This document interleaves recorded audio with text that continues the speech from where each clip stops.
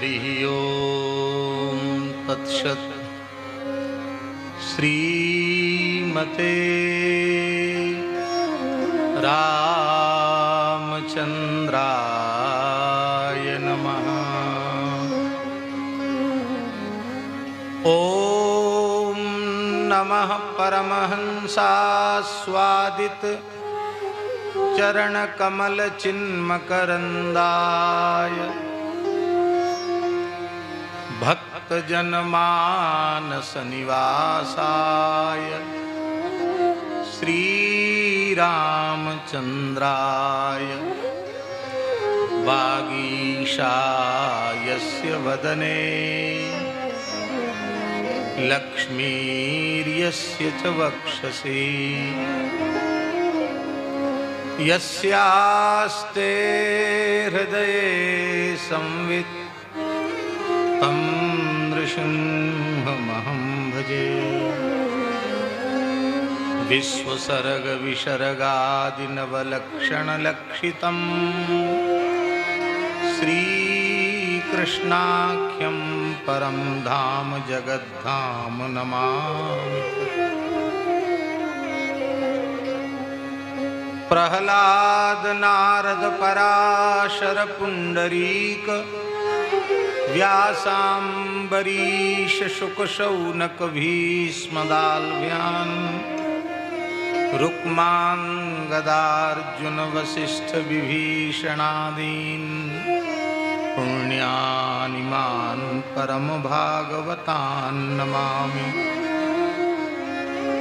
वाञ्छाकल्पतरुभ्यश्च कृपा सिन्धुभ्य एव च पतितानां पावनेभ्यो वैष्णवेभ्यो नमो नमः।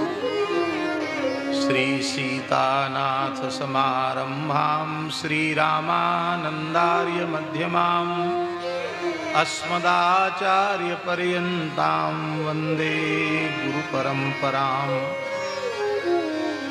नमो गोभ्यः श्रीमतीभ्यः सौरभेयीभ्य एव च नमो ब्रह्मसुताभ्यश्च पवित्राभ्यो नमो नमः। नारायणं नमस्कृत्य नरं चैव नरोत्तमं देवीं सरस्वतीं व्यासं ततो जयमुदीरयेत्। गोविंद जय जय गोपाल जय जय गोविंद जय जय गोपाल जय राधा रमण हरि गोविंद जय जय राधा रमण हरि गोविंद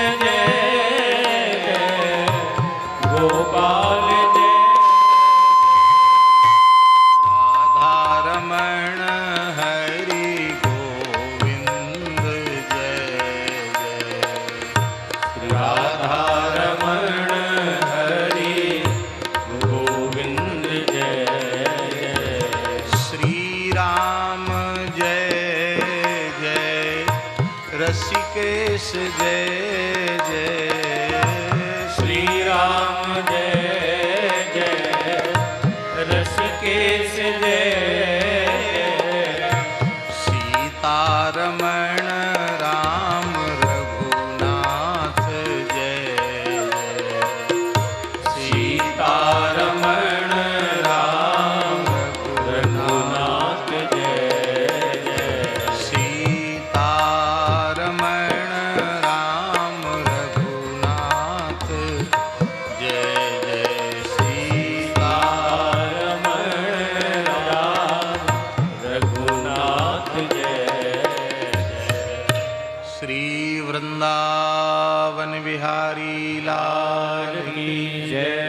श्री यमुना महारानी की, श्री गिरिराज महाराज की जय। यज्ञेश्वरी जगज्जननी गौ माता की जय। अखिल गोवंश की जय। श्री 84 कोस ब्रजमंडल धाम की जय। श्री त्रिभुवन पावनी पतित पावनी भगवती श्री भागीरथी गंगा की जय। श्री भद्रकाली माता की जय। श्री कपिल भगवान की जय। श्री गंगा सागर महातीर्थ की जय। श्रीमद् भागवत महापुराण की जय। सब संतन की जय। श्री सद्गुरुदेव भगवान की जय। परम श्रद्धे पूज्य श्री स्वामी जी महाराज की जय। जय जय श्री राधे, जय जय श्री सीताराम, हर हर महादेव। हरिशरणम भक्तवांछा कल्पतरु भक्तवत्सल शरणागत वत्सल भगवान श्री हरि की महती कृपा करुणा से हमारा आज का दिवस धन्याति धन्य हुआ। प्रातः काल की वेला में श्री राम स्नेही परंपरा के आचार्य चरण सिंथल पीठाधीश्वर विद्वद्वरेण्य पूज्य स्वामी श्री क्षमाराम जी महाराज का मंगलमय दर्शन, जहाँ हमारे ठाकुर जी का आवास है वहाँ प्राप्त हुआ। उनका कुछ वाणी का प्रसाद भी प्राप्त हुआ और अपराह्न में अपने परम सुहृद ज्येष्ठ सतीर्थ सब प्रकार से हमसे बड़े हमारे पूज्य और हमारे अत्यंत प्रिय श्रद्धेय श्री स्वामी जी का दर्शन हो गया। हमको तो कथा के आरंभ के पहले ही कथा का फल प्राप्त हो गया।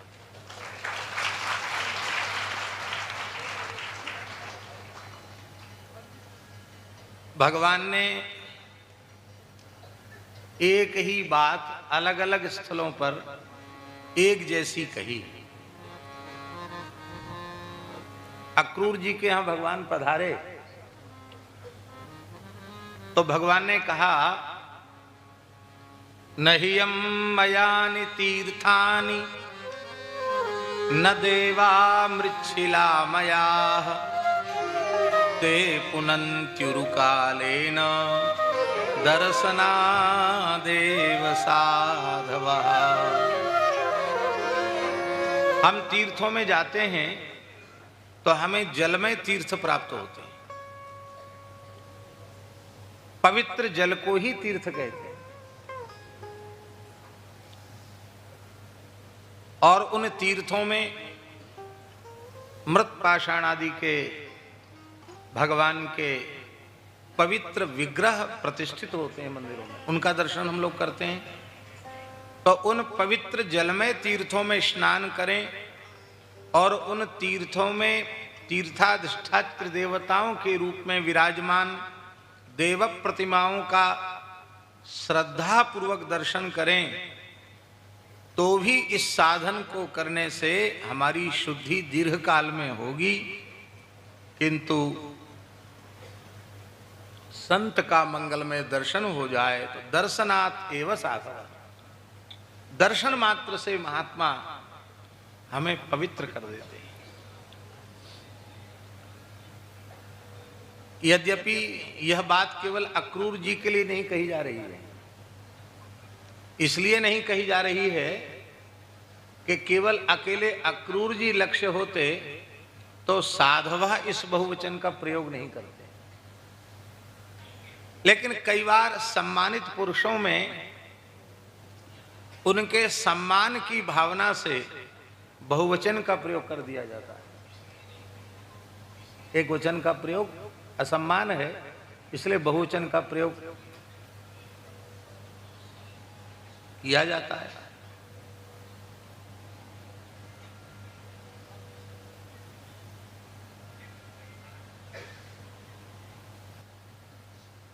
कहीं इस दृष्टि से तो बहुवचन का प्रयोग नहीं किया। तो कुरुक्षेत्र के मैदान में जब इस धरती के प्रायः सभी पूज्य ऋषि मुनि महात्मा उपस्थित हैं, तब पुनः भगवान ने फिर कहा, नहियं मयानि तीर्थानि न देवा मृच्छिला मया ते पुनन्त्युरुकालेन दर्शना देव साधव। अर्थांतर भी नहीं है, शब्दांतर भी नहीं। एक विनोद की बात है, हमारे महाराज जी कहते थे कि अकेले भगवान बोलें तो पूरी पक्की बात नहीं है, पर भगवान के बाद किसी परम भागवत की मोहर उस पर लग जाए तो वो पक्की पक्की पक्की। तो दो जगह तो भगवान ने कहा, भगवान कई बार समय देखकर अपने वक्तव्य को बदल भी देते हैं। कृष्ण भगवान, वाह, आपने कृपा की, रामो दुर्ना विभासते, संशोधन कर दिया।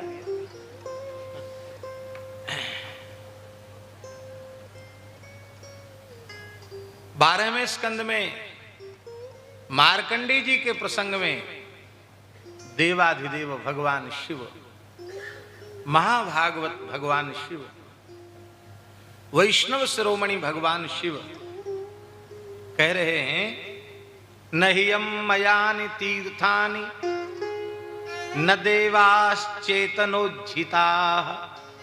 ते पुनन्त्युरुकालेन यूयं दर्शन मात्रतः। वक्ता बदल गया इसलिए थोड़े शब्द बदल गए, बाकी अर्थ नहीं बदला। पूज्य स्वामी जी के संबंध में हम क्या कहें। भारतवर्ष की धरती भाग्यशालिनी है, ऐसे परिमार्जित, गंभीर चिंतन परायण, विधिवत, जिन्होंने गुरुजनों के चरणों में बैठकर शास्त्रों का अधिगम किया हो और अपने सद्गुरु भगवान परम श्रद्धेय अनंत श्री समलंकृत पूज्य स्वामी श्री अखंडानंद सरस्वती जी के साथ ऐसा प्रगाढ़ चिंतन के द्वारा एकात्म भाव प्राप्त कर लिया हो कि कई बार आपकी वाणी सुनकर ऐसा लगता है कि मानो शरीर आपका है, वाणी पूज्य गुरुदेव की है। आपने प्रत्यक्ष दर्शन नहीं किया होगा स्वामी जी का, दास को उनके मंगलमय दर्शन का भी सौभाग्य मिला और उनकी मधुर पवित्र वाणी के श्रवण का भी सौभाग्य मिला।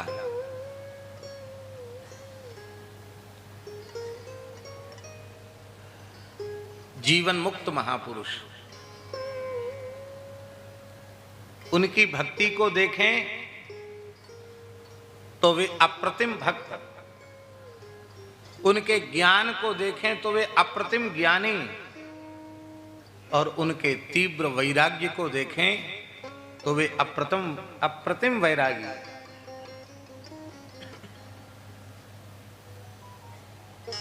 और उनकी वक्तृता को देखें, उनकी प्रवचन पटुता को देखें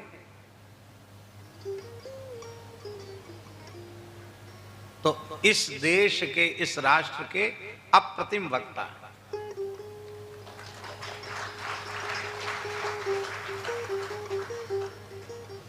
जिन्हें न व्याकरण का बोध है, न न्याय का बोध है, जिनका संस्कृत भाषा में भी प्रवेश नहीं है, ऐसे मोहमयी नगरी के,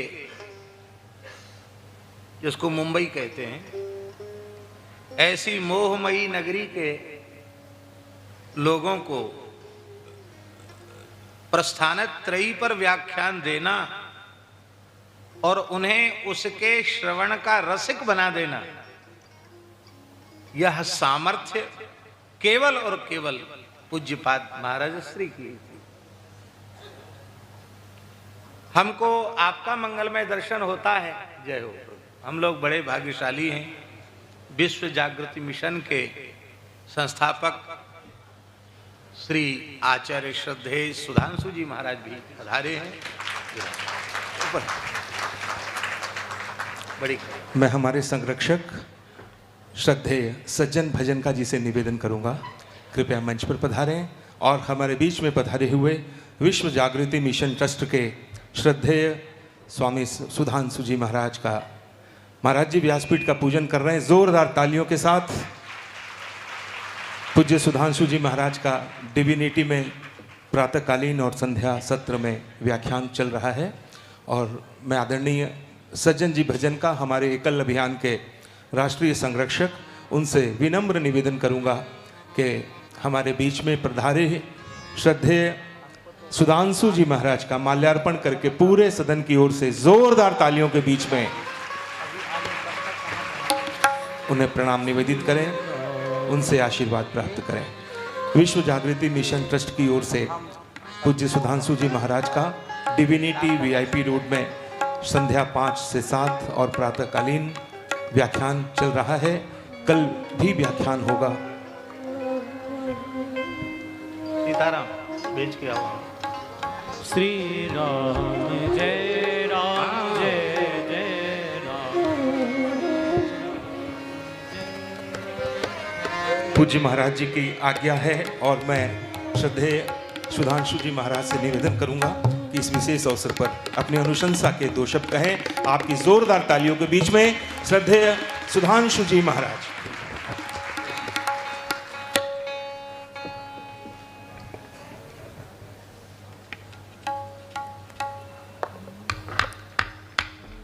इस गरिमामय मंच में बंग भूमि में हम सबको अपने आशीष से, अपने सद्वचनों से कृतार्थ करने के लिए आए हुए मलूक पीठाधीश्वर वंदनीय स्वामी जी महाराज, बहुत बहुत अभिनंदन और बहुत बहुत स्वागत करता हूं, क्योंकि मैं मानता हूं कि मैं भी आप सबका यहीं हूं, आप सबकी तरफ से। और बहुत ही आनंद का विषय है कि गोविंद और गौ के प्रति समर्पित वंदनीय स्वामी जी महाराज पूरे भारत में जो कार्य कर रहे हैं वो साधारण कार्य नहीं है। इस समय बहुत आवश्यकता है इस हिंदू समाज के लिए कि माँ भारती के लिए हम काम करें। ये संक्रांति का समय चल रहा है और श्रेष्ठ पुरुषों को आज एक माला में जुड़ने की बहुत आवश्यकता है।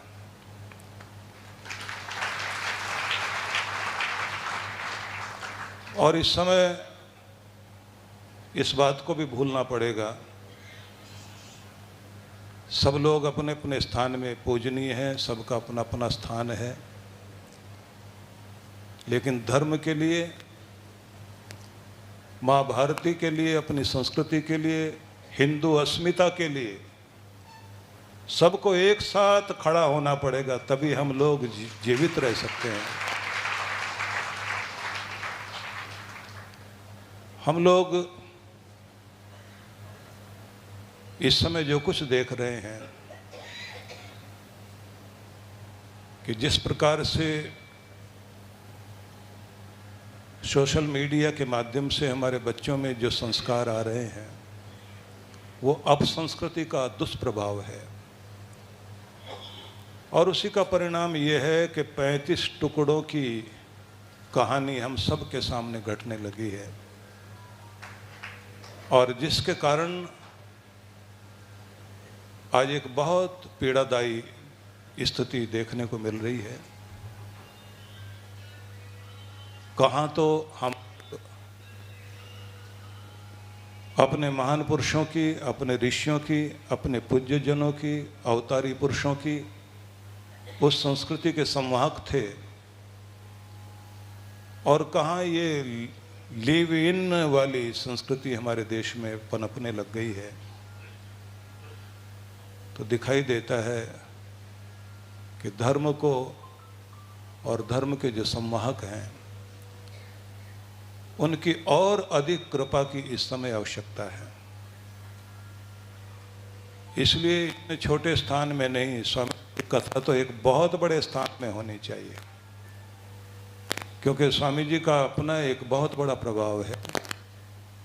अभी पीछे हमारा कार्यक्रम ऋषिकेश में था, मैं 1000 लोगों को लेकर वहाँ ध्यान के कार्यक्रम में था। मुझे पता लगा कि स्वामी जी महाराज पास में ही उनका कार्यक्रम था और मुझे निकलना था, पर मेरी इच्छा थी कि मैं वहाँ आकर आपसे, आपके सम्मान में आकर बैठूं, आपको सुनूं। लेकिन भगवान ने वो इच्छा आज पूरी की कि मैं आज यहाँ आपके दर्शन कर रहा हूँ। मैं बहुत बहुत अभिनंदन करता हूँ और आप सबसे एक निवेदन करूँगा कि भगवान की कथा भी हम सुने, लेकिन अपने उन महान पुरुषों को भी याद करें, उन शहीदों को भी याद करें जिनके कारण आज हम जीवित हैं और हमारी संस्कृति जीवित है। इसलिए कहा जाता है कि गड़ गए जो नींव में उन पत्थरों को याद कर लो। गड़ गए जो नींव में उन पत्थरों को याद कर लो, जो नहीं देते दिखाई उन बहादुरों को याद कर लो। वाह। उनसे प्रेरणा लेने की बहुत आवश्यकता है, क्योंकि प्रेरणा शहीदों से यदि हम न लेंगे, आज़ादी ढलती हुई सांझ हो जाएगी। प्रेरणा शहीदों से यदि हम न लेंगे, आज़ादी ढलती हुई सांझ हो जाएगी। यदि वीरों की पूजा हम नहीं करेंगे तो सच मानो वीरता बांझ हो जाएगी।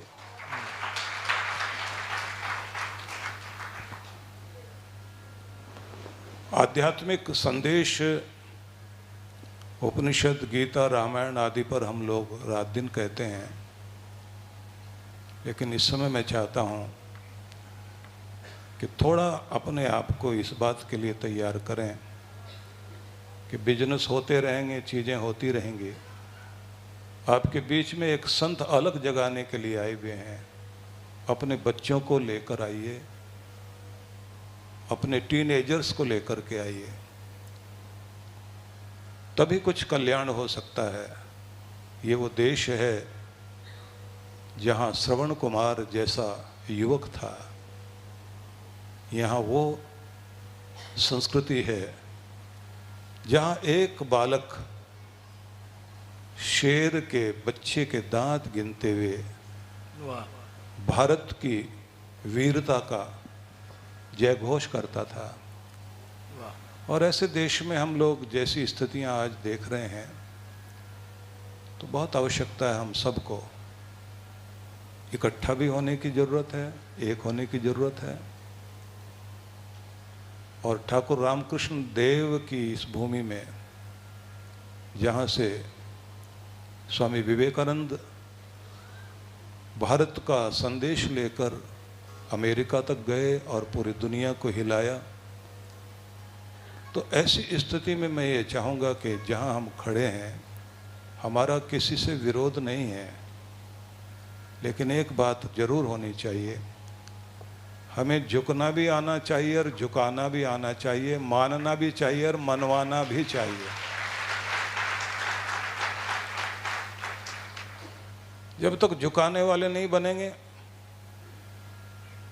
तब तक सम्मान नहीं होगा। जब हम बात धर्म की करते हैं, धृति क्षमा दमो स्तेम शौचम इंद्रिय निग्रह धीर विद्या सत्यम अक्रोधो दशकम धर्म लक्षणम, तो धैर्य रखना, क्षमावान होना, अर्थ शुचिता से लेकर के सभी प्रकार की शुचिता हमारे जीवन में हो, अस्तेय से हम अपने आप को संभालते हुए जीवन को जिएं, बुद्धि मत्ता हमारी होनी चाहिए, सत्य के हम पक्षधर बने, अक्रोध वाले हम लोग हो सकें, ये सारी बातें ठीक हैं, लेकिन छीनता हो सत्व कोई तो त्याग तब से काम ले, ये पाप है। पुण्य है विच्छिन्न कर देना उसे, बढ़ रहा तेरी तरफ जो हाथ है। तो वो बात भी हमें याद रखनी होगी। यदि हम लोग वैदिक संदेश पढ़ते हैं, उपहरे गिरिणाम संगमे च नदीनाम धिया विप्रो अजायत, कि पर्वतों की गुफाओं में, नदी के संगम में, साधना के तट पर बैठा हुआ कोई भी एक योगी उस रितंबरा बुद्धि को प्राप्त करता है जहाँ से उसके हृदय में परमात्मा का प्रवेश होता है। वो सारी चीज़ें हम सबके सामने हैं। लेकिन उसी के साथ में ये भी एक बात ध्यान में रखनी होगी कि वैदिक संदेश ही है ये युध्यन्ते प्रदनेषु शूरासो ये तनुत्यजः एवा सहस्र दक्षिणा ताश्चित एवापि गच्छतात। गति उनकी होती है जो युद्ध की भूमि में अपने प्राणों का बलिदान करते हुए देश और धर्म की रक्षा के लिए प्राण न्यौछावर करते हैं। उनकी तपसा ये अनादृश्य तपसा ये स्वर्ययु, जिन्होंने तपते हुए अपने जीवन को परमेश्वर को अर्पित कर दिया, ब्रह्म गति के अधिकारी हैं। उनको ब्रह्म गति प्राप्त होगी। लेकिन जो ब्रह्म गति उनको मिलती है किसी योगी को, वही उस वीर को भी मिलती है जो सीमा पर खड़ा होकर देश की और धर्म की रक्षा करता है। वाह। इसलिए निवेदन करना चाहूँगा, मैं एक बार नेशनल डिफेंस एकेडमी में मुझे आमंत्रित किया गया, तो वहाँ के सैनिक बोलने लगे कि 26 जनवरी और 15 अगस्त के समय में लोगों को ज़्यादा याद आती देशभक्ति की, और हम लोगों को भी याद करते हैं। और साथ में बोलने लगे देश पर संकट आने लग जाता है तो जवानों को याद करते हैं, दुख में लोग याद करने लग गए हमको। तो मैंने उस समय एक बात वहाँ कही थी कि दुख में अगर भगवान याद आता है और दुख में अगर जवान याद आता है तो जवान का भी स्थान भगवान से कम नहीं है।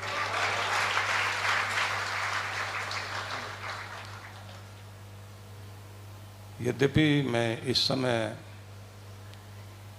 मेरा भी कार्यक्रम उधर है और यहाँ बीच में हम लोगों का बोलना तो ऐसा ही है जैसे वो प्रसाद में बीच में कहीं जो है ना वो कोई रेत का कण आ जाता है, तो वो उचित नहीं होगा।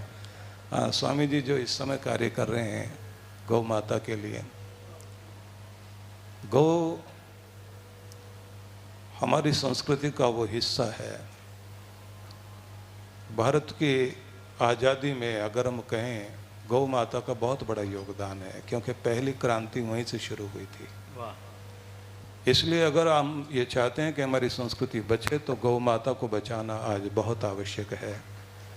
इसलिए जहाँ ये कहा माता रुद्राणाम दुहिता वसुनाम सुसादित्यानाम अमृतस्य नाभि, वो माता के संबंध में जहाँ हम कहते हैं कि भगवान स्वयं उद्घोष करते हैं गवाम मध्य वसाम्य हम, तो इस बात से ये बात सिद्ध हो जाती है कि गौ सेवा नहीं है, भगवान की सेवा है। और भगवान की सेवा में जो लोग भी लगे हैं वो धन्य हैं। और जो यहाँ की टीम काम कर रही है उन सब के लिए भी मैं बहुत बहुत मंगल कामना करता हूँ कि बहुत अच्छा कार्य कर रहे हैं। और इस समय मुझे उद्दालक ऋषि की पंक्तियों का अनुवाद करना चाहूँगा सरल शब्दों में कि हर दिन इस तरह बिताओ कि रात को चैन की नींद सो सको। वाह। हर दिन इस तरह बिताओ कि रात को चैन की नींद सो सको, और हर रात इस तरह बिताओ कि जागो तो चेहरे पर ताजगी हो। और जवानी को इस तरह बिताओ कि किसी स्थिति में बुढ़ापे में पछताना ना पड़े, और बुढ़ापे को इस तरह बिताओ कि किसी के आगे हाथ ना फैलाना पड़े। भगवान से मांगो कि मेरे जीवन का ये फूल खिले, मुस्कराए और इसकी सुगंध बिखर जाए, पर इसे सड़ने की नौबत कभी ना आए। हंसते मुस्कराते इस धरती से हम विदा हो जाएं, कर्मशील और कर्मयोगी बनकर जी सकें। वाह। आप सबके लिए बहुत बहुत मंगल कामनाएं।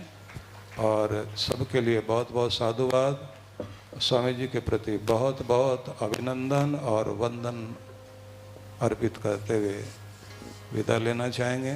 किसी अलग समय में प्रभु कृपा करें कि बैठना हो एक लंबी चर्चा के लिए। बहुत बहुत अभिनंदन। पूज्य सुधांशु जी का बहुत बहुत अभिनंदन। श्री हरि सत्संग समिति और वन बंधु परिषद की ओर से हम जोरदार तालियों से इनका अभिनंदन करते हैं कि आज सुबह पूज्य राजेंद्र दास जी से परमिशन लेकर के उनसे आग्रह करने के बाद मैंने सुधांशु जी से रिक्वेस्ट किया कि आप अगर आ सकें तो बहुत अच्छा लगेगा। इन्होंने 1 मिनट में 1 सेकंड में सहर्ष स्वीकार कर करके आज यहाँ पधारे हैं। और गुरुवर, आप प्रसाद की जो बात कर रहे थे, विघ्न नहीं है, प्रसाद के बीच की आप वो तुलसी हैं जो आप यहाँ पधारे हैं। वाह भाई वाह। सुभाष जी भी बहुत बढ़िया बोलते हैं।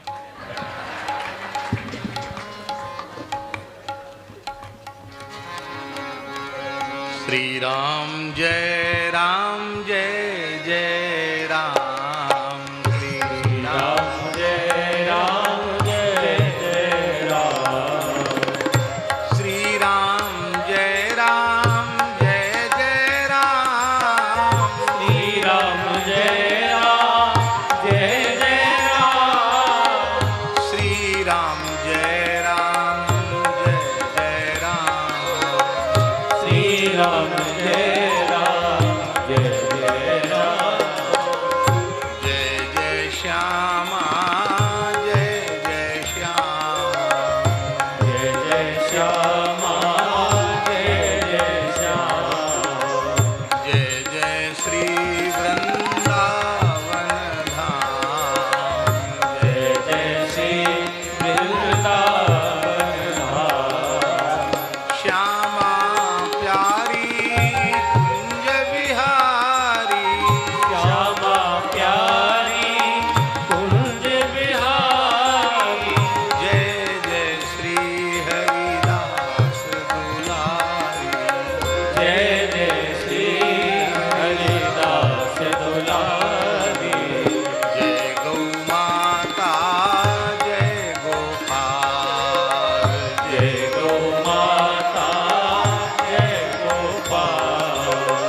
भक्त वत्सल प्रभु दीन दयाल।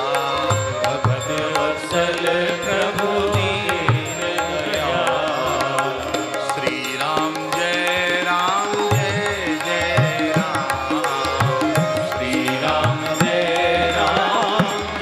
जय राम। पहले पूज्य स्वामी श्री गिरीशानंद सरस्वती जी का दर्शन भी हुआ और उनका वचनामृत प्रसाद भी मिला। उनके गुरुदेव श्री स्वामी अखंडानंद सरस्वती जी महाराज और हमारे पूज्य गुरुदेव श्री भक्तमाली जी महाराज, दोनों का अत्यंत प्रेम था। श्री अखंडानंद आश्रम में कोई विशिष्ट उत्सव होता तो स्वामी जी महाराज जी की अवश्य याद करते थे। एक विद्वत गोष्ठी थी श्री अखंडानंद आश्रम में और हमारे पूज्य गुरुदेव श्री भक्तमाली जी वहां पधारे। महाराज जी तो बहुत सरल थे, आपने तो दर्शन किया ही है। स्वामी जी ने स्वामी सेवानंद जी को भेजा तो महाराज जी कितने बजे वाहन लेकर उपस्थित हो जाएं। वाहन कितने बजे? महाराज जी बोले हमारे पास व्यवस्था है, हम आ जाएंगे। व्यवस्था वही थी, पैदल चल के पहुंचना। तो प्रेस में काम करते हुए पैदल चलते हुए महाराज जी और अखंडानंद आश्रम पहुंचे। वेशभूषा इतनी सामान्य कि मंच पर न बैठकर कहीं एक खंभे के सहारे महाराज जी टिक कर बैठ गए। सभी विद्वान आ चुके थे। स्वामी जी ने सेवानंद जी से पूछा कि महाराज जी का नाम लेकर कि बाबा कहते थे, बाबा महाराज क्यों नहीं आए? बोले नहीं, उनको कल कह दिया था, वो कहते हम आ जाएंगे, समय से पहुंच जाएंगे। तो समय से आ जाते हैं। किसी ने कहा महाराज तो वो बैठे हैं। कब से बैठे? बोले जब से यहाँ कोई नहीं आया था तब से बैठे हो। ठीक समय से। महाराज समय से पूर्व पहुंचते थे कहीं भी। उन्होंने आग्रह पूर्वक ऊपर बिठाया और पूज्य स्वामी जी कहते कहते गदगद हो गए। विद्वत्ता दुर्लभ नहीं, साधुता अति दुर्लभ है, पर यह इस देश की ऐसी विभूति है जिसमें विद्वत्ता और साधुता दोनों का संगम है। आज की विद्वत गोष्ठी की अध्यक्षता की प्रार्थना हम बाबा से करते हैं, महाराज जी से करते हैं। महाराज जी को अध्यक्षीय माल्यार्पण करके अध्यक्षीय आसन पर बिठा दिया। जाते समय हमने महाराज जी से कहा था कि महाराज जी आपकी बनियान में कई जगह छेद हो रहे हैं, तो इसको फट गई, इसको बदल दीजिए। फटी सी साफी कंधे पर। तो बोले अरे तुमको लगता है कि बनियान फट गई है, फटी नहीं है। भगवान ने गर्मी का समय है, हवा आने जाने के लिए खिड़की खोल दी है। ये सब जंगला हैं, खिड़की हैं, हवा लगती है इससे। और लोग कपड़े को थोड़ी पहचानेंगे। शीत और उष्ण, इसकी निवृत्ति और लज्जा का निवारण, यही वस्त्र धारण का प्रयोजन है। और क्या प्रयोजन है कपड़ा पहनने का? उसकी पूर्ति हो रही है। वहां से लौट के आए महाराज जी, स्वामी जी ने गाड़ी से भेजा। बोले महाराज कैसे आए? तो हम पैदल चलते हुए आए। उन्होंने वहां से गाड़ी भेजी। महाराज जी बोले देखो अच्छा कपड़ा पहन के बहुत से लोग पहुंचे थे वहां, लेकिन किसी पर दया स्वामी जी को नहीं आई। हमारे फटी हालत देख करके स्वामी जी तो महात्मा हैं, द्रवित हो गए। बोले बेचारा गरीब साधु है, आज इसी को अध्यक्ष बना देते। तो बोले बढ़िया कपड़ा पहन के जाते तो अध्यक्ष नहीं बनते। ऐसा उनका सरल स्वभाव था। तो आपके गुरुदेव और महाराज जी का भी बहुत स्नेह था। और आप हमारे साथ पढ़े भी। स्वामी गिरीशानंद जी महाराज धर्म संघ वाले गुरु जी के यहाँ आप भी पढ़ने जाते थे। हम पहले से पढ़ने जाते थे, फिर आप भी गुरु जी के यहाँ पढ़ने आते थे। तो उस नाते से, गुरुजनों के नाते से और एक साथ अध्ययन हुआ इस नाते से बड़ा स्नेह रखते हैं। उनका भी हम लोगों को मंगलमय दर्शन हुआ। और वो भी कह रहे थे क्या करें, हमारी तो बड़ी इच्छा है कथा सुनने की, लेकिन हमको जाना पड़ेगा। आपने भी यही कहा। आचार्य श्रद्धेय श्री सुधांशु जी महाराज, आपका भी समग्र विश्व में विश्व जागृति मिशन के माध्यम से और अपने शास्त्रीय सत्संग के माध्यम से बहुत से लोगों में अच्छे संस्कारों का संपोषण आपके द्वारा हो रहा है। बहुत से लोग भारतीय सनातन संस्कृति के प्रति श्रद्धावान, आस्थावान बन रहे हैं। आपने बहुत अच्छी बात कही कि अपने अपने स्थान पर सबकी गरिमा और महिमा है, वो रहनी भी चाहिए, किंतु वैदिक सनातन धर्म की रक्षा के लिए, राष्ट्र के सर्वविध उन्नयन के लिए सभी धर्मनिष्ठ महापुरुषों को, भक्तों को और सभी संतों को, धर्माचार्यों को धर्म रक्षा की दृष्टि से एक मंच पर आना चाहिए। बहुत अच्छी बात कही। और ये होने से ही गो रक्षा, राष्ट्र रक्षा, धर्म रक्षा संभव है। तो आप लोग यह न समझें कि आज तो कथा ही शुरू नहीं हो पाई। अरे भाई, संतों का दर्शन ही कथा श्रवण का फल है और वो फल आप लोगों को मिल रहा है। अब हम बिल्कुल विलंब नहीं करेंगे। अब कथा का थोड़ा क्रम हम आरंभ करते हैं। सावधान होकर के सुने।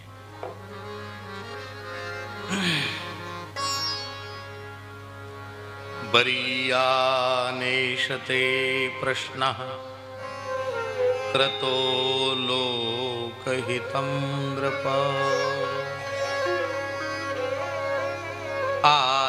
आत्मवित्सम्मतः पुंसां श्रोतव्यादिषु यः परः।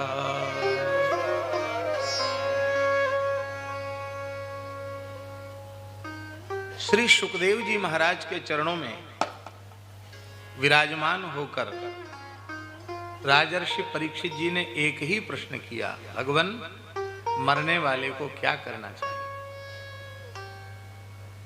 यत् श्रोतव्यम, क्या सुनना चाहिए? अथो जप्यम, किसका जप करना चाहिए? किस सत्कर्म का अनुष्ठान करना चाहिए? किसका स्मरण करना चाहिए? किसको ग्रहण करना चाहिए अथवा किसका त्याग करना चाहिए? आप कृपा करके बताएं।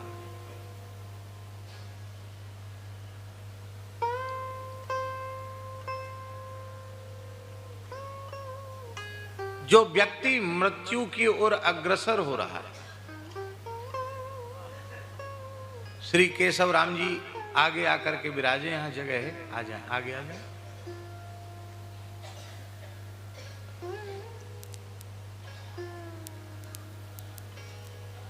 ये भी इस महानगर की विभूति हैं।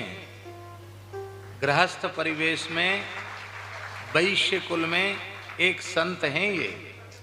हाँ, इनको कोई सेठ मान के हम आदर नहीं कर रहे हैं, इनको संत मानकर। यहाँ आ जाए सामने, बिल्कुल सामने। हाँ,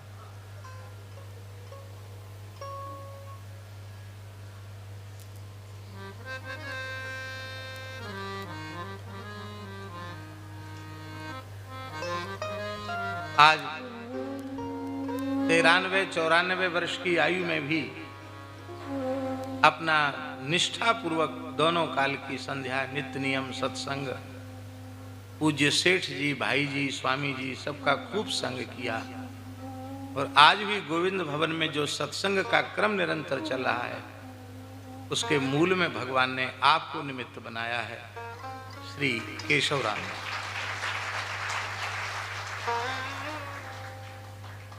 संसार के सभी प्राणी मृत्यु की ओर बढ़ रहे हैं, इसलिए यह प्रश्न केवल राजर्षि परीक्षित का प्रश्न नहीं है। यह प्रश्न संसार के जितने शरीरधारी हैं सबका प्रश्न है कि सब मृत्यु की ओर बढ़ रहे हैं, सबको क्या करना चाहिए। हमारे मन में तो कई बार एक बात आती है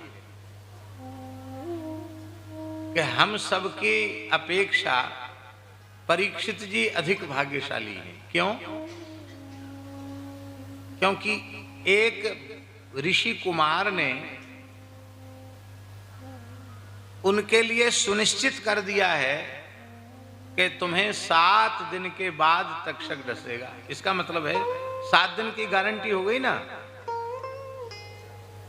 7 दिन तो पक्के हो गए कि नहीं? हम लोग, हमारे सहित जितने लोग यहाँ बैठे हैं, कोई निश्चय पूर्वक किसी शरीर के संबंध में कह सकता है कि कौन कितनी देर रहेगा? हमारे अपने जीवन के एक क्षण की गारंटी नहीं है। और परीक्षित कितने भाग्यशाली हैं, 7 दिन का समय है उनके पास।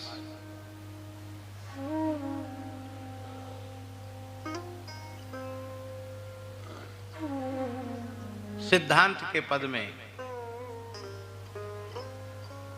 अनन्य रसिक नृपति श्री स्वामी हरिदास जी महाराज ने कहा, हरि नाम को आलस करत क्यों रे, क्या काल फिरत सरसांधे।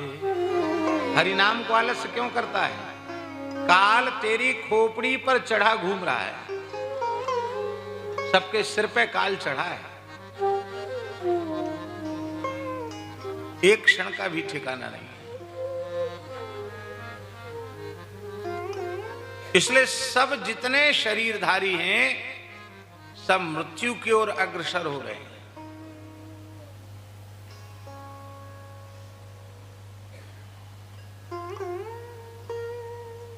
सब मृत्यु की ओर बढ़ रहे हैं। क्या करना चाहिए? श्री सुखदेव जी बड़े प्रसन्न हुए। कहा राजन, आपका प्रश्न वरीयान है, सबसे श्रेष्ठ प्रश्न है। आत्मज्ञानी महापुरुष ऐसे प्रश्नों का आदर करते हैं।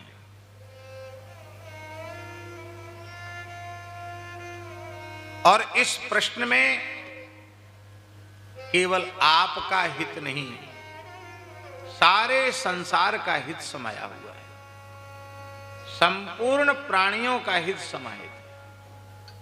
कृतो लोकहितम नृप, लोक हित के लिए आपने यह प्रश्न किया है। इसका आशय क्या है? आपके कल्याण में संदेह नहीं है। कई कारण हैं। देखो, सर्व साधन शून्य, अधम से अधम, निकृष्ट से निकृष्ट प्राणी के कल्याण का संकल्प कोई एक महात्मा कर ले। महात्मा का अर्थ है केवल हमारे जैसी साधु की वेशभूषा बनाने वाले मात्र नहीं, वस्तुतः जो महात्मा हैं, महात्माओं के दिव्य लक्षण जिनमें घटित होते हैं, ऐसा कोई एक महात्मा किसी अधम से अधम, निकृष्ट से निकृष्ट, पापिष्ठ से पापिष्ठ जीव के कल्याण का संकल्प कर ले तो उस जीव के कल्याण में संदेह नहीं, अवश्य उसका कल्याण हो जाएगा।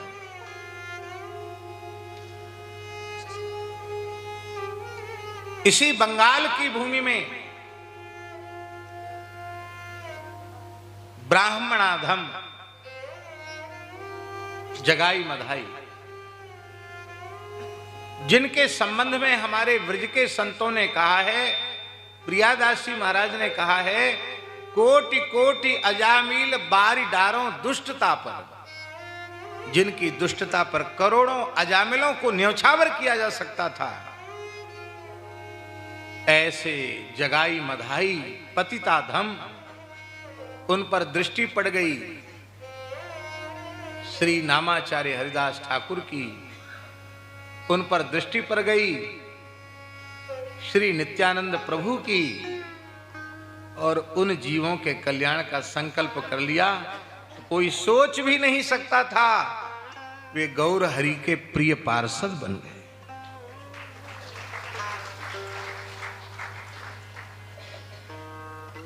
और आगे सुनिए,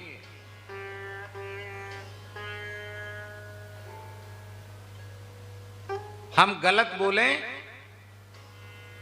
तो केशव राम जी को अधिकार है, वो टोक सकते हैं।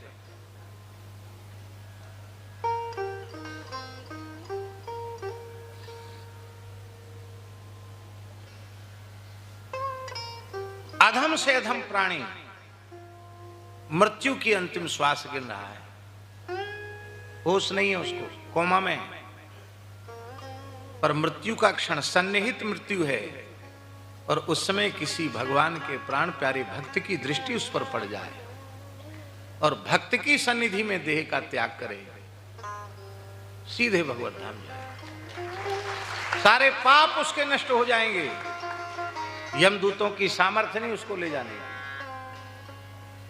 और अधिक सुनिए, जीते जी नहीं संत का दर्शन हुआ, शरीर जा रहा था, राम नाम सत्य है, गोपाल नाम सत्य है, पूज्य सेठ जी, भाई जी, स्वामी जी जैसे किसी संत की दृष्टि मृत देह पर पड़ गई तो भी वो अधोगति को नहीं जाएगा।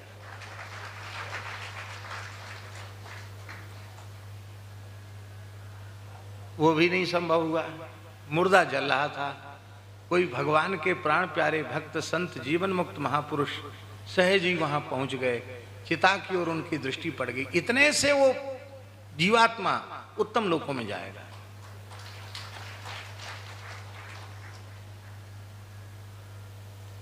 एक भक्त की चिता के धुआं से के लगने से जंगल के भूत प्रेत पिशाचों का उद्धार हो गया। कम ध्वज के कपिचारु चिता पर काष्ठ जिलाए, जयमल के जुधमाहे अश्व चढ़े आपुन धाये। कम ध्वज नाम के भक्त राजस्थान की धरती के कई भाई थे, सबसे छोटे थे कबधू जी। बड़े भाई राणा जी के दरबार में अधिकारी थे। उनका कहना था कि तुम भी चलो दरबार में हाजिरी दे आया करो, हम बड़े पद पर हैं, तुम्हारा नाम लिख देंगे, हाजिरी लग जाएगी और कुछ तनख्वाह मिलेगी, घर में काम आएगी। बोले नहीं, हम ऐसे बिना काम किए कुछ लेना नहीं चाहते हैं। तो करो, काम करो। बोले भजन छोड़ के दूसरा काम करना नहीं चाहते। तो उन्होंने कहा खाली माला लिए बैठे रहते हो, करने के नाम पे कुछ करोगे नहीं, तो खाओगे जरूर। कमाते तो हो नहीं, वो खाते हो। अच्छा ठीक है, हमारा खाना आपको सहन नहीं है, 24 घंटे में एक बार खाते हैं, नहीं खाएंगे तो क्या क्या करोगे? सब खाएंगे, तुम नहीं खाओगे? बोले ठीक है, हम जंगल में चले जाएंगे। तो जंगल में जाके भजन करते थे, भोजन के समय आते भोजन करते थे, अब लौट के नहीं आएंगे, अब वहीं जंगल में भजन करेंगे। तो भाइयों ने कहा कि ठीक है, तुम आओगे या नहीं आओगे, हमारे किस मतलब के हो, कोई काम के तो हो नहीं, नहीं आओगे तो नहीं आओगे, लेकिन एक बात हम तुमसे पूछते हैं, वहीं मर गए मान लो तो तुमको जलाएगा कौन? उन्होंने कहा कि आप जो प्रश्न हमसे कर रहे हो वही प्रश्न हम आपसे करते हैं। भाई मरेंगे तो सभी, आप मरेंगे तो आपको कौन जलाएगा? भाई हमारे तो बेटा है, हमारे जलाएगा, बेटा संस्कार करेगा, और तुम्हारा तो विवाह ही नहीं हुआ। विवाह उन्होंने किया नहीं था, कमधू जी ने, भजन करते थे बचपन से। तो तुम्हारे बेटा बेटी तो कुछ है नहीं, संसार तुमने किया नहीं, घर तुम छोड़ दोगे, अब मर जाओगे जंगल में, तुमको जलाएगा कौन? तो उन्होंने कहा हम जिसके सेवक हैं, जिसका हम भजन करते, वो जलाएगा, वो चिंता करेगा। आप लोगों को हमारी चिंता की जरूरत नहीं है, न भोजन की, न कपड़ा की, न चिंता की आवश्यकता नहीं है आप लोगों को। बात बात में गर्मा गर्मी बात हो गई और कमधू जी घर छोड़ के जंगल में चले गए। भजन करते करते, राम नाम का जप करते करते उनका देह छूट गया। कुछ समय बाद नित्य साकेत में श्री रघुनाथ जी के नेत्रों में जल भर आया। हनुमान जी चरण से दबा रहे थे, भगवान के नेत्रों से जल लुढ़का। कहा मेरा अनन्य नामनिष्ठ भक्त कमधुज आज अपने प्राणों का विसर्जन कर दिया उसने जंगल में। उसकी वाणी को सत्य करने के लिए मुझे स्वयं उसका संस्कार करने जाना पड़ेगा।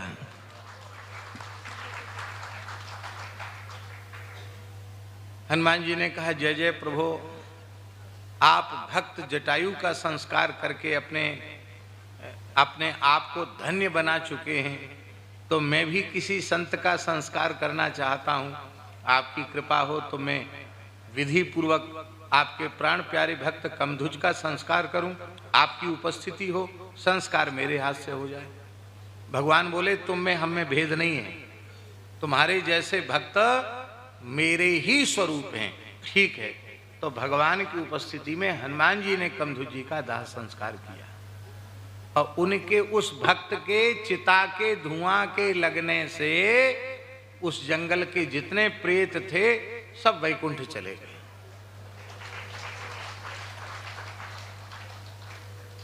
एक प्रेत बेचारा दुर्भाग्य से घूमने फिरने कहीं चला गया था।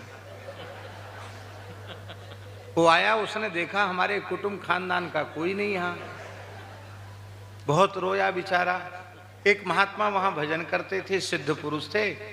उन्होंने कहा भाई क्यों रो रहे हो? कि हमारे कुटुंब के भाई बंद सब कहाँ गए? वो तो सब भगवत धाम गए। अरे राम राम, तो हम कैसे बच गए? सारी बात महात्मा ने बताई। वो रोने लगे कि महाराज मेरा उद्धार कैसे हो? कमधु जी का संस्कार हो चुका था, वहां कोई संस्कार का चिन्ह भी नहीं था शेष, पर वह जगह थी जहां उनका संस्कार हुआ था।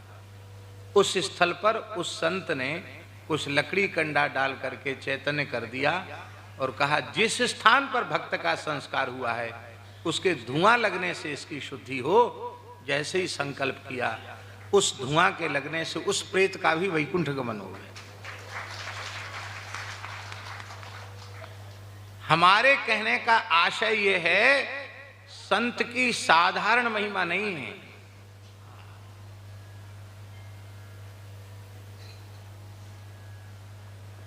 क्या कहना, सुखमनी साहेब ने पूरी की पूरी अष्टपदी संत महिमा, पूरी संत महिमा, क्या क्या अद्भुत। विधि हरिहर कवि को विद्वानी, विधि हरिहर कवि को विद्वानी, कहत साधु महिमा सकुचानी, कहत साधु महिमा सकुचानी,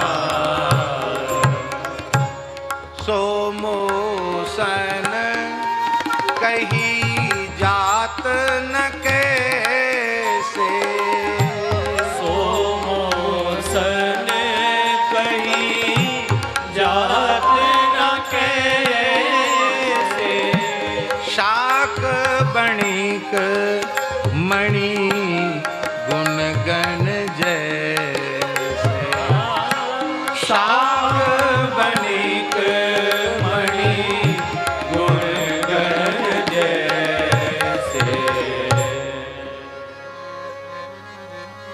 एक संत एक भगवत भक्त किसी जीव के कल्याण का संकल्प कर ले तो उस जीव के कल्याण में संदेह नहीं है।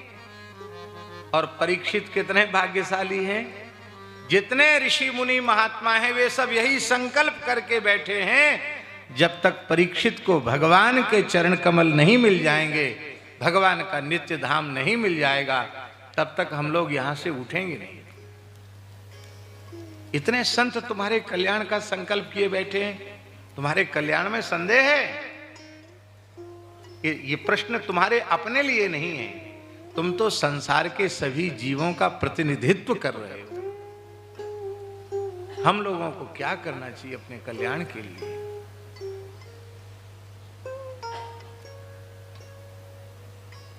फिर तुम कितने भाग्यशाली हो, गर्भ में ही भगवत साक्षात्कार प्राप्त कर चुके हो, गर्भ के बाहर भगवत साक्षात्कार प्राप्त कर चुके हो।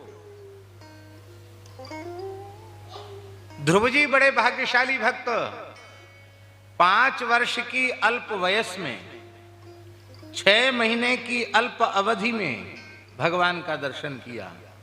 पर परीक्षित जी उनसे भी बहुत अधिक आगे बढ़ गए, गर्भ में ही भगवान का दर्शन मिल गया।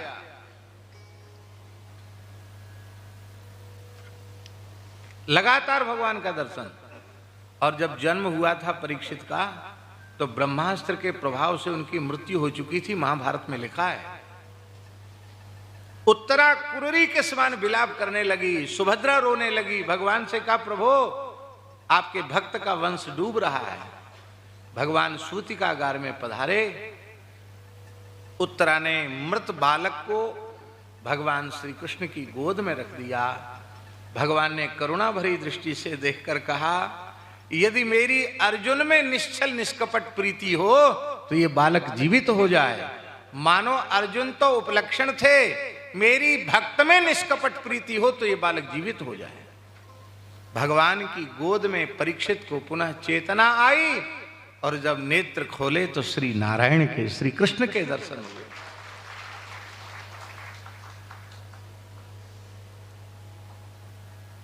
प्रहलाद जी को भगवान नरसिंह ने कहा, त्रिसप्तभि पिता पूता पितृभि सहते नघ, यत साधुस्य कुले जातो भवान वही कुल पावना। हे प्रहलाद, तुम्हारे जैसा भक्त जिस खानदान में प्रकट हो जाता है उसकी 21 पीढ़ी का उद्धार हो जाता है। आप तो कुल पावन है। ये किसके लिए कहा? प्रहलाद जी के लिए। और नारद जी ने पांडवों को प्रहलाद चरित्र सुनाते हुए कहा कि पांडवों, आप तो प्रहलाद जी से अधिक भाग्यशाली हो। और अपना चरित्र सुनाकर कहा कि आप हम विरक्त संतों से भी भाग्यशाली हो, क्योंकि तुम्हारी कृष्ण में कितनी प्रीति है ये तो हम नहीं कह सकते, पर श्री कृष्ण की तुम में कितनी प्रीति है ये दिखाई पड़ता है। द्वारिका छोड़ छोड़ करके जब देखो तब तुम्हारे यहां उपस्थित रहते हैं। ये शाम गृहाना वसती साक्षात गूढ़म परब्रह्म मनुष्य लिंगम। आसक्ति पूर्वक भगवान तुम्हारे घरों में निवास करते हैं।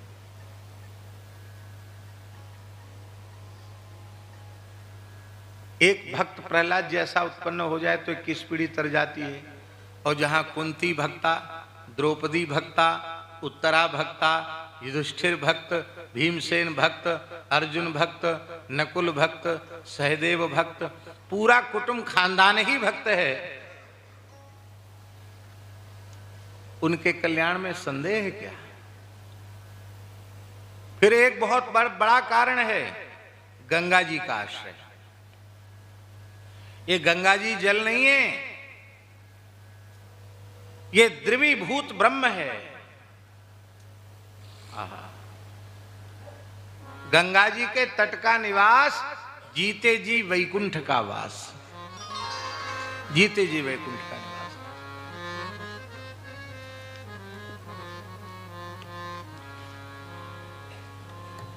हमारे महाराज जी सुनाते थे कि एक महात्मा जा रहे थे गंगा नहाने, तो उनको प्रेतों का उत्सव दिखाई पड़ा।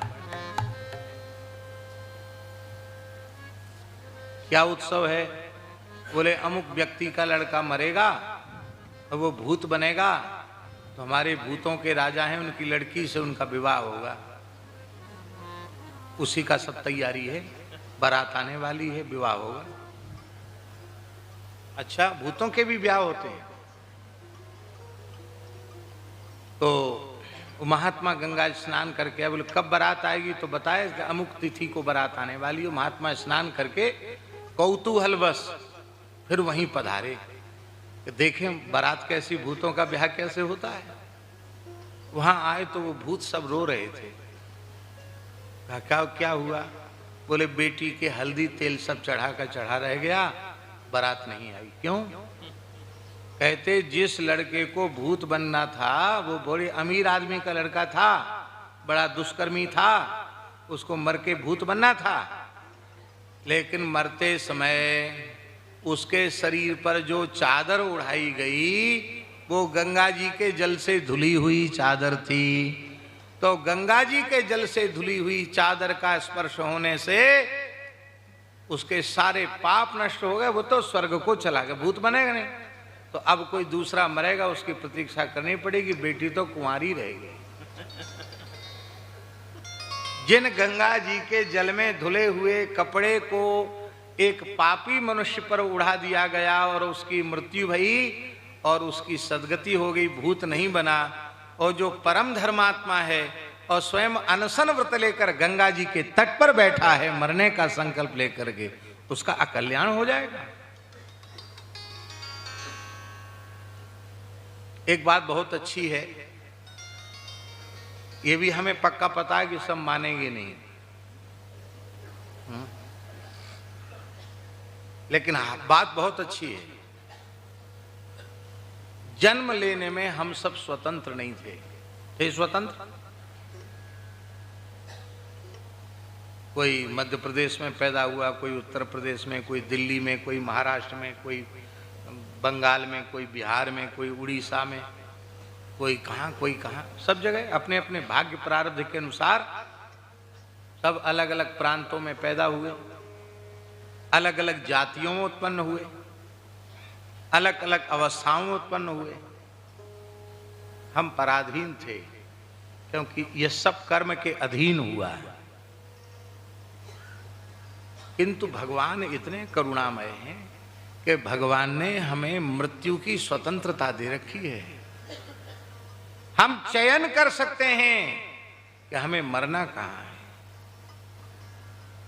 हम जन्म तो चयन नहीं कर पाए कि हमको पैदा कहाँ होना है, लेकिन हम ये निश्चय कर सकते हैं कि हमको मरना कहाँ है।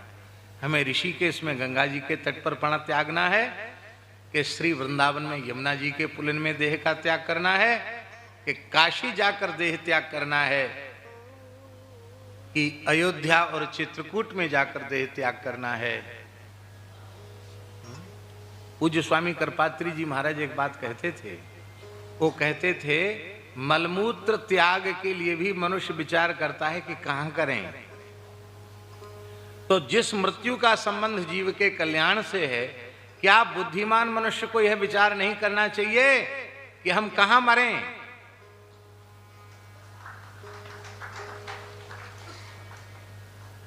क्या राजर्षि परीक्षित महलों में ब्राह्मणों को, संतों को बुलाकर कथा नहीं सुन सकते थे? मरने का संकल्प लेकर गंगा जी के तट पर क्यों आए? जन्म लेने में हम स्वतंत्र नहीं थे, मरने में हम स्वतंत्र हैं। आगे सब भगवान के हाथ में है, पर हर मनुष्य को यह विचार रखना चाहिए कि किसी पवित्र तीर्थ में, श्री गंगा यमुना के पुलिन में ही हम देह त्याग करेंगे।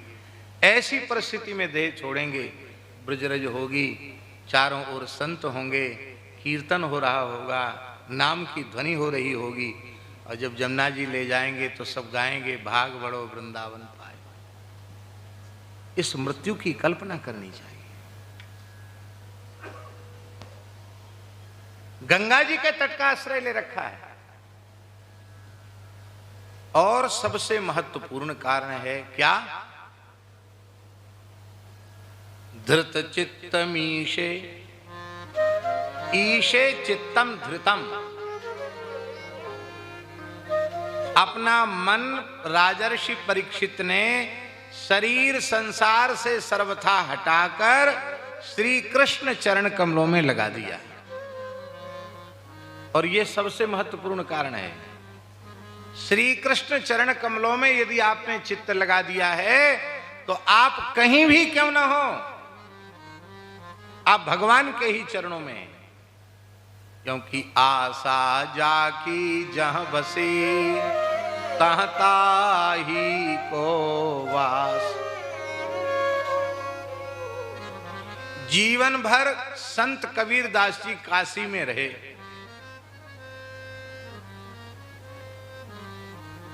और मृत्यु का समय आया तो मगहर चले गए। क्या काशी में श्रद्धा नहीं थी कबीरदास जी की? ऐसा तो नहीं कहा जा सकता श्रद्धा नहीं थी, पर उन्होंने ये दिखाया कि राम नाम के बल से भगवान शिव काशी में मरने वालों को मोक्ष देते हैं, और जहां रोम रोम से राम नाम प्रकट हो रहा है वहां काशी में मरो और चाहे मगहर में मरो, अविनाशी की गोद में हम जाकर पहुंचेंगे। क्योंकि जो कबीरा काशी मरे तो राम ही कौन नहीं हो रहा रे? राम जी को क्या नहीं हो रहा है? राम नाम के बल से मगहर में मरकर और हम भगवान की गोद में पहुंचे।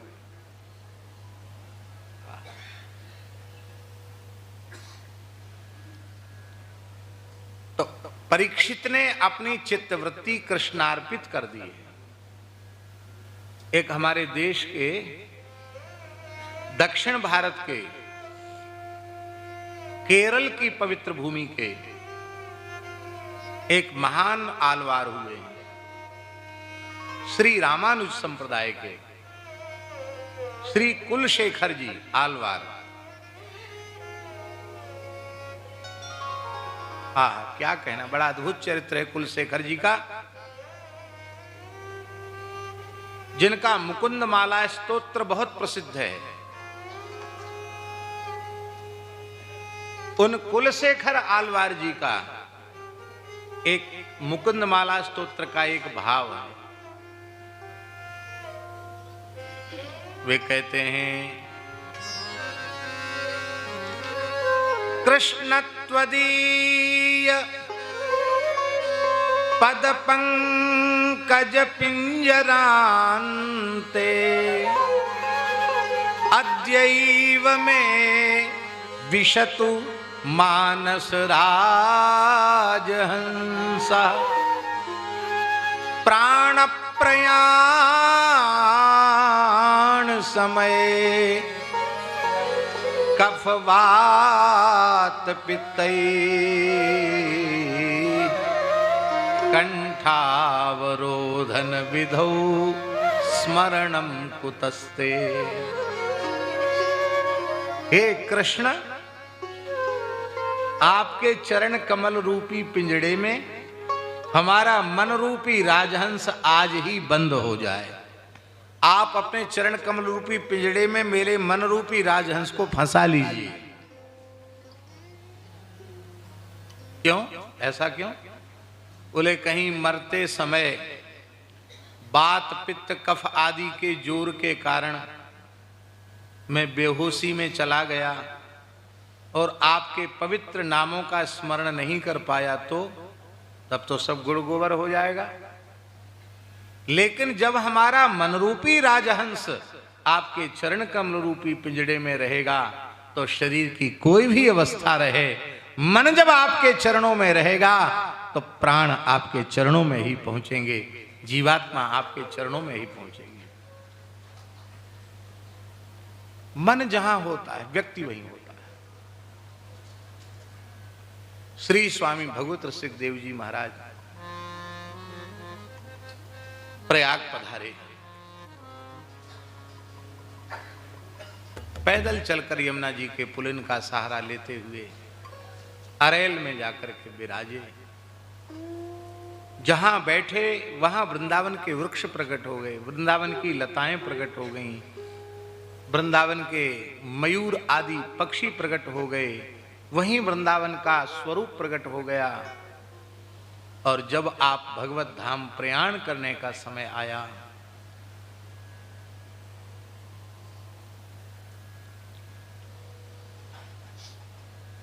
तो प्रयाग में 3 नदियां हैं ना, गंगा जमुना सरस्वती।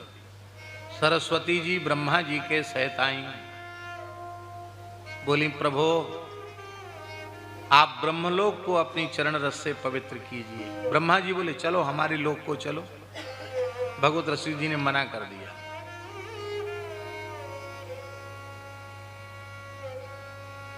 गंगा जी आई, भगवान शिव के सहित, शिव के जटाओं में रहते ना गंगा जी। शिव जी आए, बोले शिवलोक को धन्य करो अपनी चरण रस से, चलो शिवलोक चलो। हाथ जोड़ लिए, भगवत रसिक जी ने नहीं गए। देवराज इंद्र आए, बोले स्वर्ग को धन्य करो, आपका सत्संग देवताओं को मिलेगा, हम धन्य होंगे। स्वर्ग भी नहीं गए। गंगा जी ने कहा अच्छा कहीं नहीं चलते तो वैकुंठ चलो, तो वहां भी नहीं गए, तो वहां भी नहीं जाना है। अंत में श्री यमुना जी ने कहा वृंदावन चलो।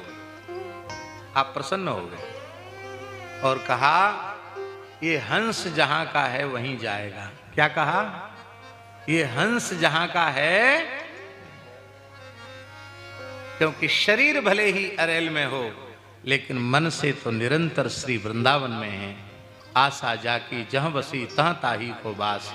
और यमुना जी के अंक में आप पधारे और वृंदावन के रसिकों ने अनुभव किया। राजापुर गांव की, राजपुर गांव की जो बावड़ी है वहां अनुभव किया कि श्री भगवत रसिक जी करुआ गोदरी लेकर के वहां विराजमान, वहां देह छोड़ा और वृंदावन में प्रकट हो गए। आशा जाकी जहां बसे तहां ताही को वास।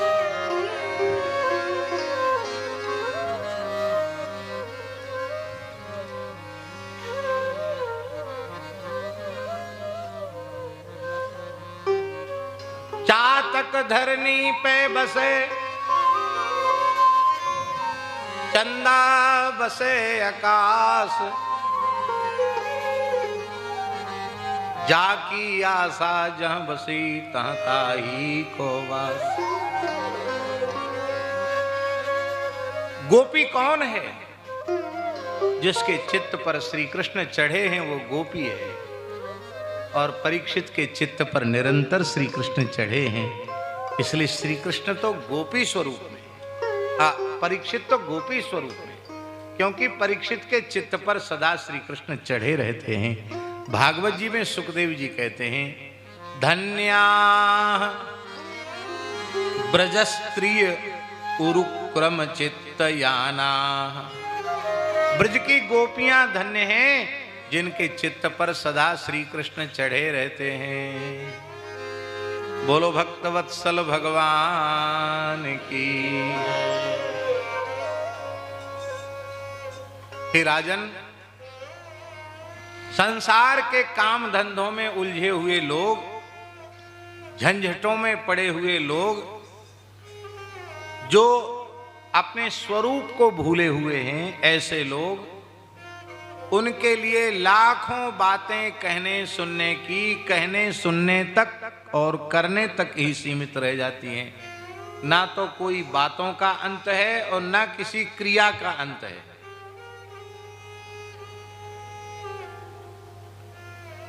व्यस्तता कम होने वाली नहीं है। अभी कह रहे थे ना स्वामी गिरीशानंद जी महाराज कि 30 घंटे भी कम पड़ जाएंगे, 24 घंटे नहीं। किसी का समय कम होने वाला नहीं।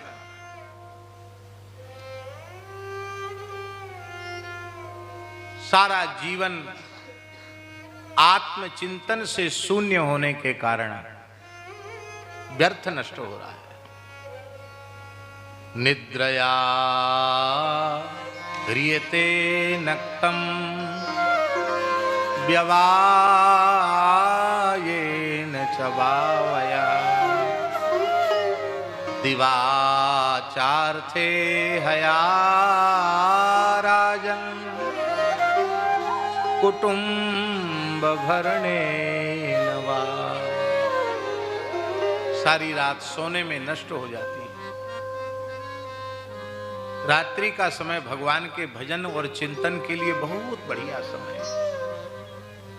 सब दुनिया सो जाती है, तब साधक अपना काम शुरू करते हैं।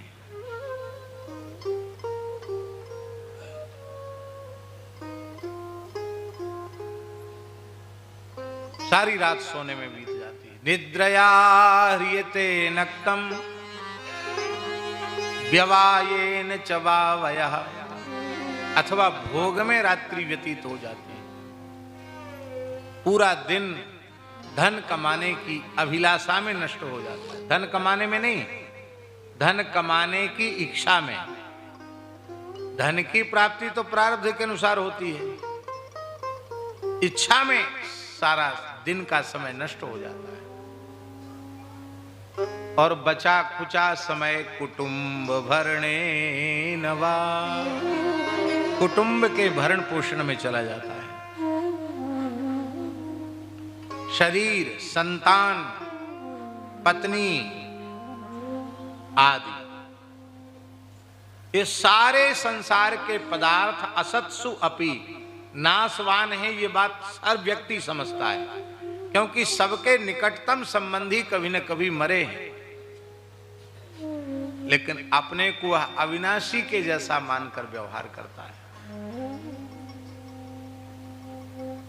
तेसाम प्रमत्तः, संसार को भोगने में इतना मतवाला हो जाता है कि निधनम पश्यन्नपि न पश्यति, इनकी मृत्यु को देखकर भी अपनी मृत्यु को भूला रहता है।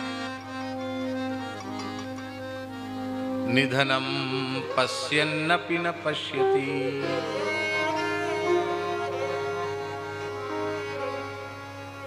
इसलिए हे राजन, तस्मात् भारत सर्वात्मा भगवानीश्वरो हरि, श्रोतव्यः कीर्तितव्यश्च स्मर्तव्यश्चेच्छता भयम्। इसलिए सर्वात्म भाव से कल्याणकामी पुरुष को 3 ही साधन करने चाहिए। कौन कौन? श्रोतव्यः, भगवान के मंगलमय चरित्रों को सुनना चाहिए। कीर्तितव्यश्च, भगवान और भगवान के भक्तों के नाम रूप गुण लीला का कीर्तन करना चाहिए। और स्मर्तव्य, स्मर्तव्य माने चलते फिरते उठते बैठते सोते खाते पीते जगते हर समय भगवान के और भगवान के प्राण प्यारे भक्तों के पवित्र नाम रूप गुण लीला का स्मरण करते रहना चाहिए। हे राजन, चाहे कोई ज्ञान के पथ पर चल के जाए अथवा निष्काम कर्मयोग के पथ पर चल के जाए अथवा स्वधर्म निष्ठा के पथ पर चल के जाए अथवा भक्ति योग के पथ का पथिक बन करके जाए, सारे साधन मार्गों की सफलता इसमें है कि मृत्यु के क्षण में संसार याद ना आवे, मृत्यु के क्षण में भगवान की याद आ जाए। इसका अर्थ क्या है? साधन की सफलता इसमें है कि भगवत प्रियता प्राप्त हो जाए, जगत प्रियता न रहे। जो वस्तु प्रिय होगी उसकी याद आएगी, संसार प्रिय रहेगा तो संसार की स्मृति होगी, और भगवान प्रिय होंगे तो भगवान की स्मृति होगी।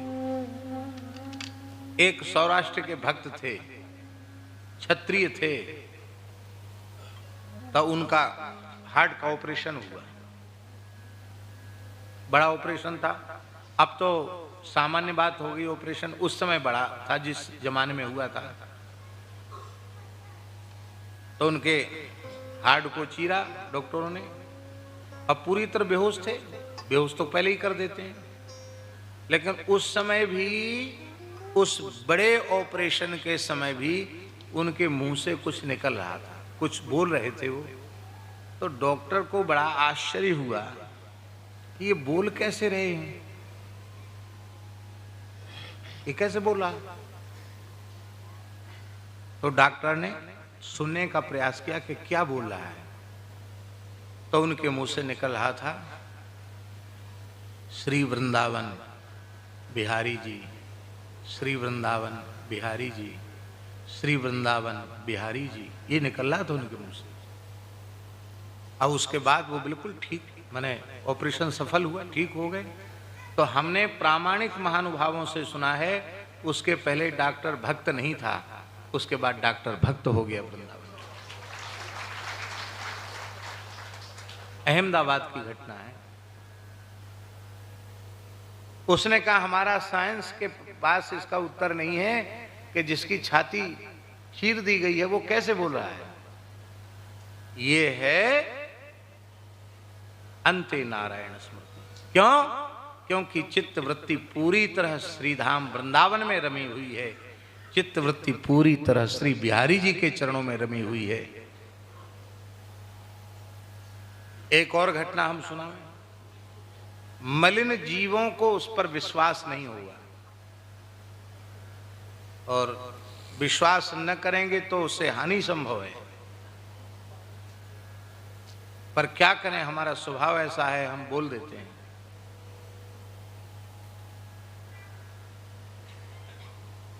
एक सज्जन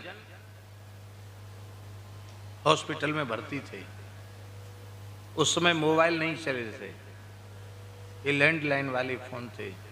हम खाकचौक पहाड़ी बाबा आश्रम में थे, उनका जरूरी फोन आया, बोले महाराज से बात करना है। बात किया,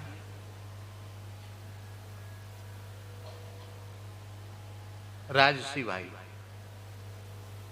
क्षत्रिय थे, पूज्य पंडित श्री जगन्नाथ प्रसाद भक्तमाली जी के शिष्य थे। फोन आया मेरे पास, उन्होंने कहा कि अब संकेत आ गया है कि मेरा शरीर रहेगा नहीं, और अब मैं इस देह से अब वृंदावन आ भी नहीं सकता, कि हॉस्पिटल में हूं। बहुत ध्यान से सुने, मैं हॉस्पिटल में हूं, बाहर आ भी नहीं सकता हूं। लेकिन फोन हमने इसलिए किया कि अब हमको अनुभव में आ रहा है कि मेरा अंतिम समय, आप मेरे ऊपर कृपा कीजिए, आप धाम में रहने वाले संत हैं, मेरे ऊपर कृपा कीजिए। हमने उनसे पूछा कि आपकी चित्तवृत्ति इस समय कैसी है, आपके भीतर का चिंतन क्या है, आपकी चित्तवृत्ति कहाँ है इस समय। उन्होंने कहा 16 आना श्री बिहारी जी के चरणों में और श्री वृंदावन में है। 16 आना। हमने कहा परम सौभाग्य की बात है। फिर बोले आप आज्ञा दें तो अब मैं मौन हो जाऊं। हाँ, हो जाइए मौन। और वे मौन हो गए। बहुत कुछ पूछने पर भी कुछ बोले नहीं। उसके बाद चेतना भीतर से थी उनको। बहुत कोई कुछ पूछता था कि कुछ कहो, तो बिहारी जी की छवि वहाँ हॉस्पिटल में लगा रखी थी उन्होंने। स्वामी जी, बिहारी जी, पंडित जी, जो उनकी पूजा की छवि थी, इशारा करते थे इनकी शरण में जाओ और ऐसे इशारा करो, भजन करो। और उसी अवस्था में उन्होंने अपने देह का त्याग किया। उनके मृत शरीर का दर्शन करके लोग भजन करने लग गए। ऐसा दिव्य स्वरूप, तेजोमय आभा मंडल उनका मुख का। उनके निकुंजोत्सव में वृंदावन से बहुत संत पधारे थे। हमने कथा कही थी और आपको सुनकर आश्चर्य होगा। ये घटना पहले की है और उनके मृत्यु के अभी कुछ ही दिन हुए थे। माने 4-5 दिन हुए होंगे मुश्किल को। और हम बिहारी जी में शरद पूर्णिमा का दर्शन कर रहे थे, तो थोड़ी देर रात पहुंचे जिसमें भीड़ कम हो जाए। तो बिहारी जी का दर्शन कर रहे थे, तो मैंने अपनी आंखों से प्रत्यक्ष देखा कि वे हमसे जैसे यहाँ सज्जन जी बैठे इतनी दूर, राजसी भाई हाथ में माला झोली लिए, सुंदर टटिया स्थान का तिलक लगाए, जैसी वेशभूषा में थे वो वैसे ही खड़े हैं। बिहारी जी का टकटकी लगाकर दर्शन कर रहे हैं।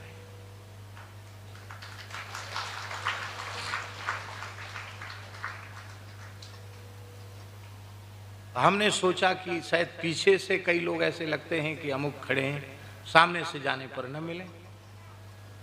अब यहां से इतनी दूर जाने में कितना समय लगेगा। जैसे ही हम निकट पहुंचे, वहां वो हमको नहीं दिखाई पड़े। मैंने यह बात अपने पूज्य गुरुदेव को बताई। उन्होंने कहा, पंडित जी तुमको अनुभव कराया कि जिस भक्त ने कहा मेरी 16 आना चित्तवृत्ति वृंदावन और बिहारी जी के चरणों में है, वो शरीर वहां छोड़ा।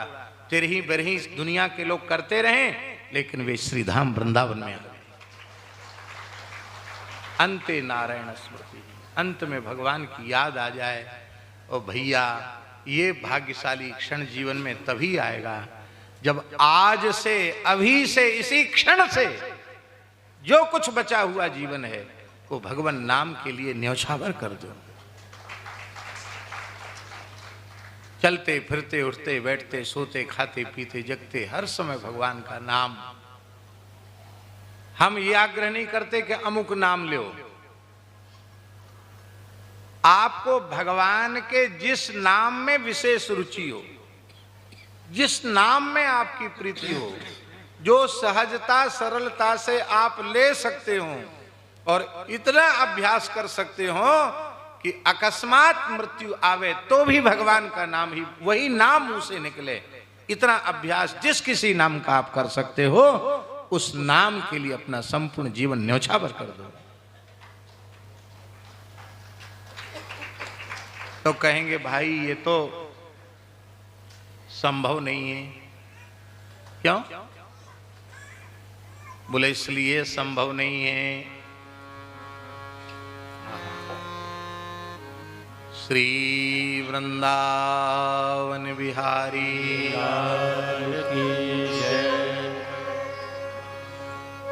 क्या कह रहे थे, हम तो भूल ही गए।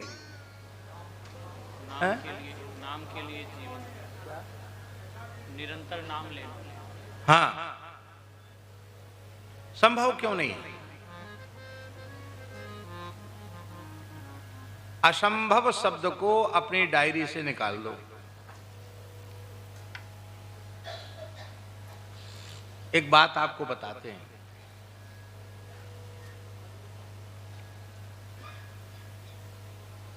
ठाकुर श्री विजय कृष्ण गोस्वामी, श्री जटिया बाबा महाराज, श्री अद्वैताचार्य प्रभु के वंश में जिनका अवतरण हुआ था, बहुत दिव्य सिद्ध पुरुष थे इस बंगाल की धरती के।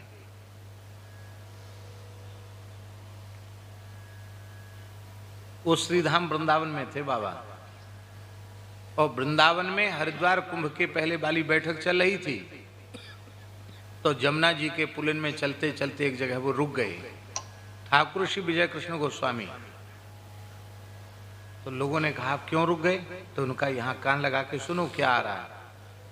तो जैसे ही लोगों ने कान लगाया तो वहां धरती के भीतर से, जमुना जी के किनारे की बात है जहां कुंभ मेला लगा था, वहां सुनाई पड़ रहा था हरे कृष्ण कृष्ण कृष्ण हरे हरे, हरे राम राम राम हरे हरे, हरे कृष्ण कृष्ण कृष्ण, ये नाम आ रहा था, महामंत्र की ध्वनि आ रही थी।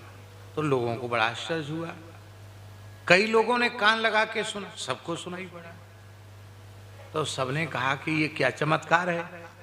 वो चमत्कार कुछ नहीं है, निरंतर नाम जपते जपते जपते जपते जपते जपते एक नाम निष्ठ संत का नाम हड्डी में प्रविष्ट हो गया।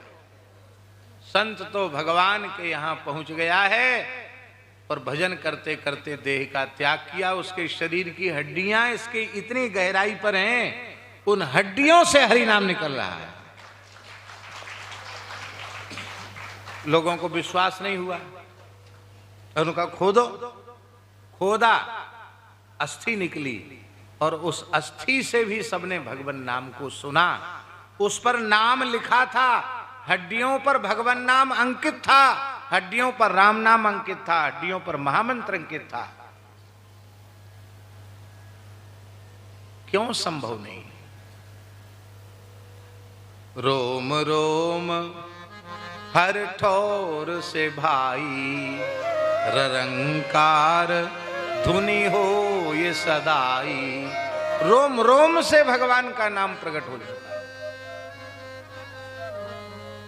कहता ना बुखार हड्डी में घुस गया है, और जब बुखार हड्डी में घुस सकता है तो सच्चिदानंद स्वरूप नाम हड्डी में क्यों नहीं घुस सकता? आप नाम का आश्रय लीजिए, नाम का स्वाद लीजिए, नाम का आश्रय लीजिए, क्योंकि अंते नारायण स्मृति।